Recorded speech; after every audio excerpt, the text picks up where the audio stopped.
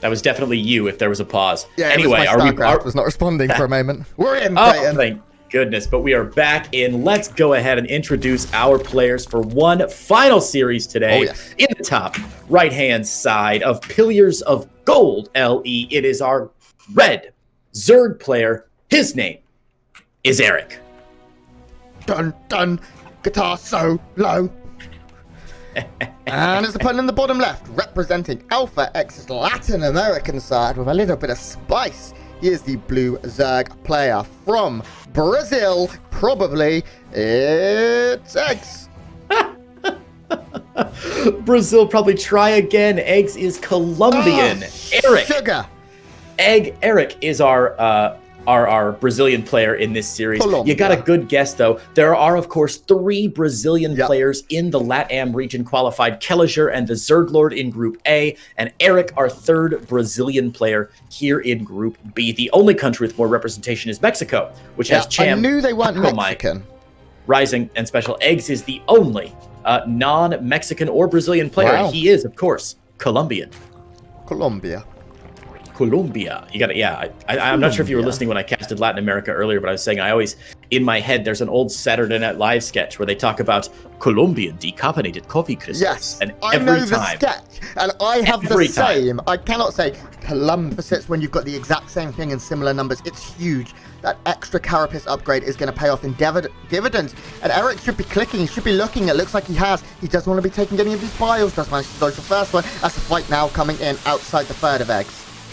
Yeah, another thing we can't be overstated is in the previous CVZ what we had, which was Roach Speed, of course, finished up for Erik as well, allowing him to get slightly better positioning in this map. It looks like his Roaches are going to get pushed back, though. eGGz has the defender's advantage, so Erik needs something more than just a +1 upgrade and speed advantage to push into that third base. It's just too easy for Zerg players to reinforce with round after round of Roaches. A couple Dropper Lords are, in fact, on the way for Erik, though, at the 9 o'clock, and it looks like he's going to drop into the main and try and put some pressure on the third at the same time. Yeah, I really like this because he has that upgrade advantage. He can afford to take a slightly less efficient fight down here at the third with lower numbers. Not this inefficient, though. He is doing a good job of baiting eGGz out of the base. eGGz right now has nothing at home. Oh, he does? Oh, he does? But is it enough? Just no, the queen. it's not going to be enough here as 8 Roaches pop out.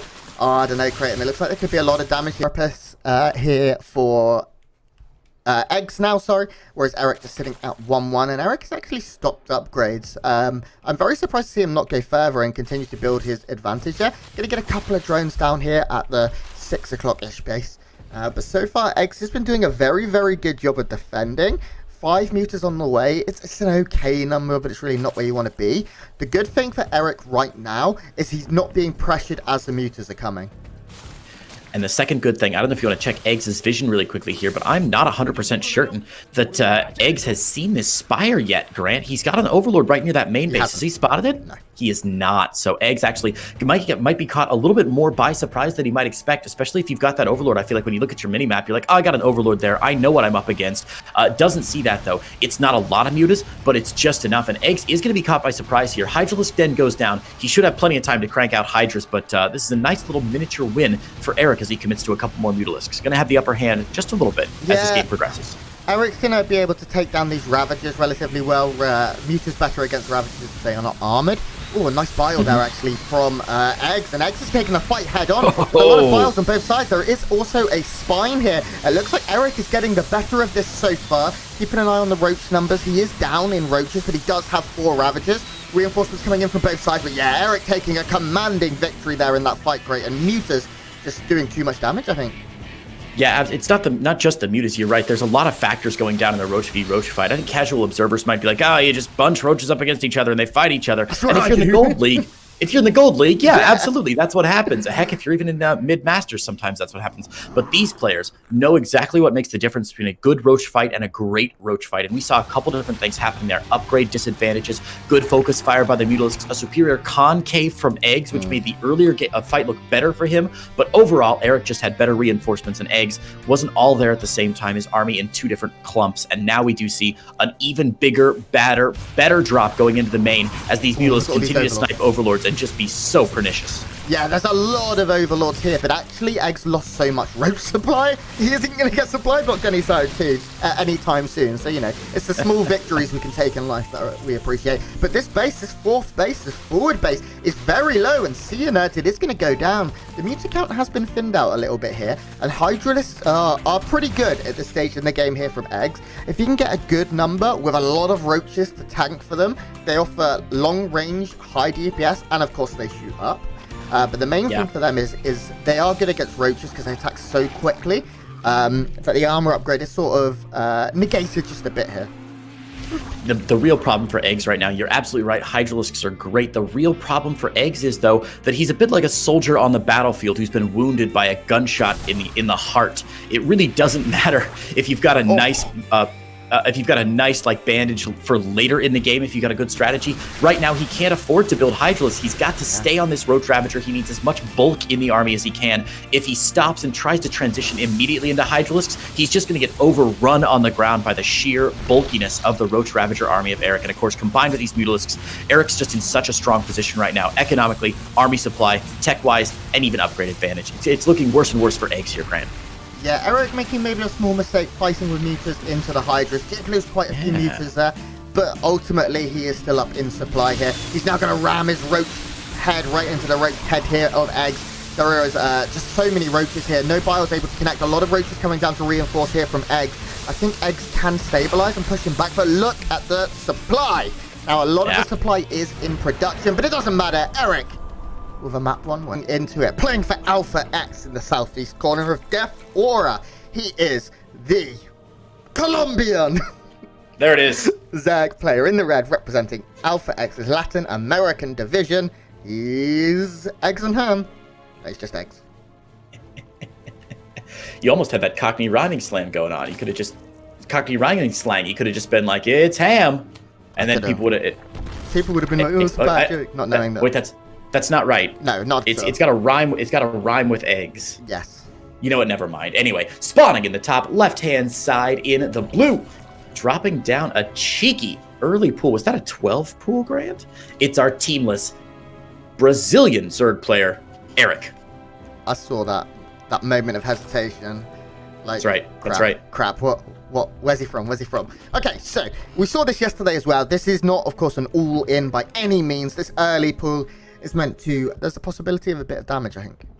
There is such a narrow timing window here for Erik. His road speed about 15 seconds ahead of eGGz. His +1 about 20 seconds ahead of eGGz. If he hits with road speed and +1 and twice the army supply, it's going to be such a fast fight that there will be no time for eGGz's upgrades to kick in. Now, eGGz does have more roaches coming across, and Erik's seen a lot of roaches, so maybe he's scared away for just a moment, but the rest of his roaches are streaming across here. Roach speed about to finish up here. +1 finished up for Erik. The timing window is rapidly closing, and Erik needs to engage now if he wants to win this game right away. There's already a Spire down for eGGz, so a bit of a counter timer coming down on the red side. Yeah, I will say the spine being made earlier, I kind of criticized it as overkill, but of course it doesn't lose value going forward. Spines are always bloody good. And now we have the fight coming in, and I don't think this is the right fight for Erik. He doesn't have the numbers anymore, and that advantage, as you said, disappeared. Upgrades equaled out. The roach speed is finished for both, so Erik can't kite more effectively.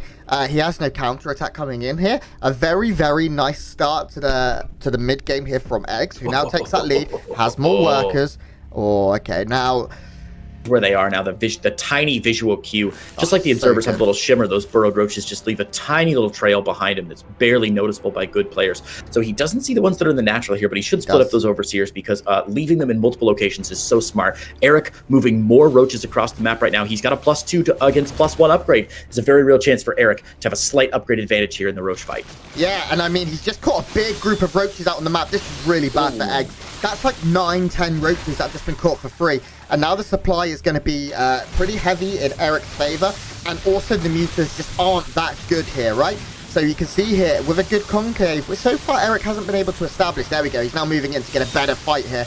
He's going to be able to win the roach fight pretty handily. But is there going to be enough roaches left over to do damage? No, there's just not. He's going to burrow and retreat here, which is nice. Of course, those roaches will heal and continue value. But at the same time, Creighton, the stab in the back, those burrowed roaches coming back to haunt eGGz.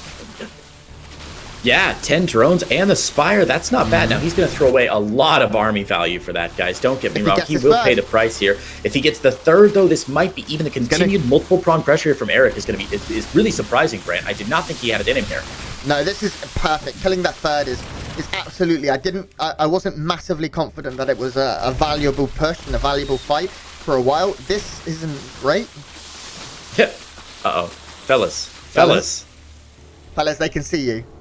Still roaches in the main, though. It looks like there's muta pressure in the natural of Erik as well, though, as the mutas take out a handful of drones, but not that many. Only 3 drones going down as mass spores have gone down in Erik's base. Yep. Roach is continuing to mess up the main and the natural, but now Erik finds himself in a very advantageous position. 1 base ahead, 18 workers ahead, even though his army supply is terrible, and he's got to get some response out to these mutas, which he still does not have. Erik building, holy crap, Grant, 11 drones. What? Yeah, Erik wants to power up now. I'm kind of surprised. He's going into Hydras. Okay, I think he was expecting there to be maybe more mutas, and there is. Of course, there isn't. There's 11, which is still...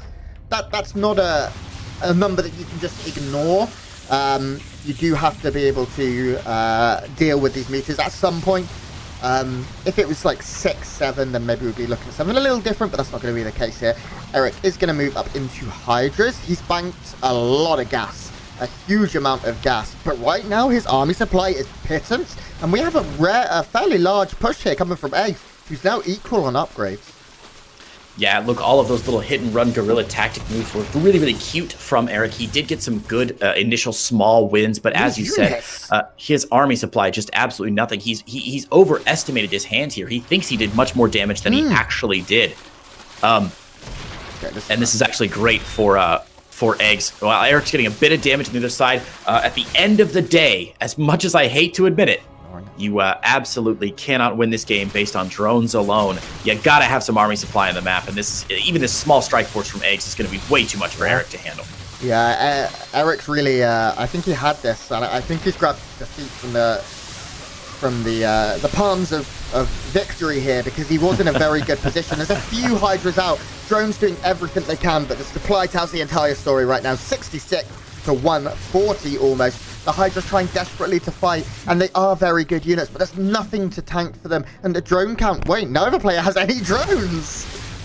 Yeah, this is weird. A very weird late game engagement, but again, it doesn't matter how many drones you lose here. The army supply is just too much to be ignored here. We're going to get a game 3 as the GG comes down. White in a yellow submarine, but he is a red player in submarine. It is our Colombian Zerg player from Team Alpha X. His name is eGGz. That was a good camera spin. Yeah.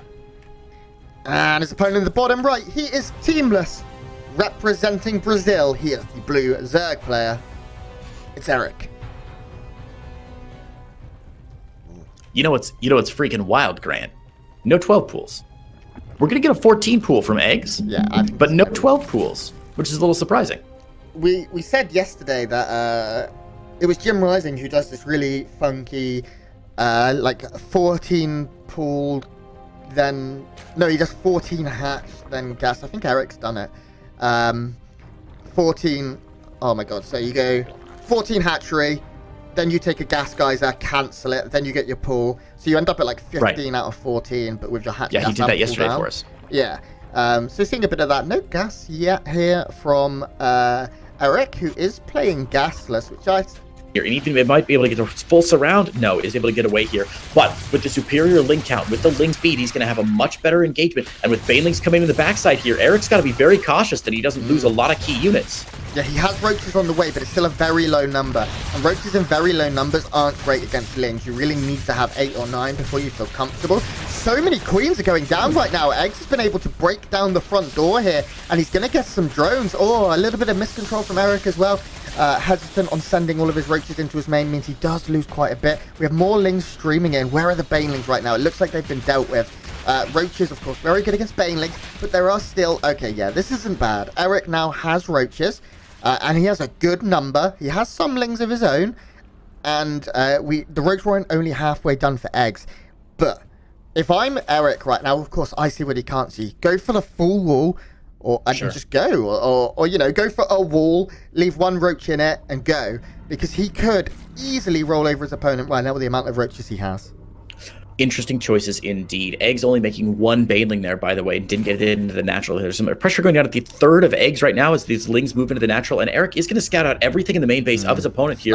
Nice little run by and sees the timing of all that stuff, sees the Roach Warren finishing up. He back up to about 32, but that's still a significant number of workers missing for Erik right now. Hard to do Spire on just 2 bases, but luckily Erik's just grabbing his 3rd base. So now economically, Erik's in a better spot long term, but in a very difficult spot short term. So as is often the case in ZVZ, the worm has turned, Grant, and now it's eGGz's opportunity to rebuild his 3rd base, get on the map, and put some pressure. eGGz is working on his own Carapace upgrade, but again, just like the previous game, eGGz has not seen the Spire, and he does not know those mutas are on the way. Nope, you're completely correct. No, what he hasn't seen, if we were to play devil's advocate, is he hasn't seen a big swell of roaches with his overlords that are far forward. To give the indication that maybe there's a mass roach attack. And right now, looking at army supply, eGGz is a little behind in terms of roaches. Yeah, Erik has enough with his upgrade. He's not going to die at this point. So the muta's getting to the point where they will be a bit more effective. This roach run by Cute may be able to get a queen or 2 here. I'd like to see her go down. Yeah, nice. Targeting queens is always so good with small run bys because that's so important to the economy of a Zerg. I mean, how many queens? There's 1 queen on the field right now for eGGz, which means he cannot have injects on 3 bases. Erik only has 2, but that is still solid injects on his main and his natural. So he should be able to pull ahead in lava production. The muta's 7 on the way, and there's... I'm kind of beginning to like it. There's actually quite a lot of Ravagers here, which mutas can kill at a relatively good speed. So if Erik is to go for that, and it looks like he will, all Erik needs to do now is concentrate on saving his 3rd. Yeah, absolutely. Cannot overstate how good that Erik's push into the eGGz's natural was, distracting eGGz for just long enough to allow these mutas to get out and to allow a large army to really scale up for Erik here. The Ravager's going to try and get in, but Corrosive Bile should be dodged fairly easily here. And as you said, these mutas going to really start adding their damage on. Just 7 mutas for now, but that's just enough, as you said, to pick down the Ravagers. With no Ravagers in the Superior Concave, Erik's going to have a really nice chance of pushing this away. eGGz does have some Lings coming in to get better surface area, and the Lings may be able to add a bit of damage here, but eGGz is just losing all sorts of army supply right now. As more roaches are built on either side, these mutalisks are going to get more and more valuable. There's still no response, and eGGz knows it. With nothing else to fight those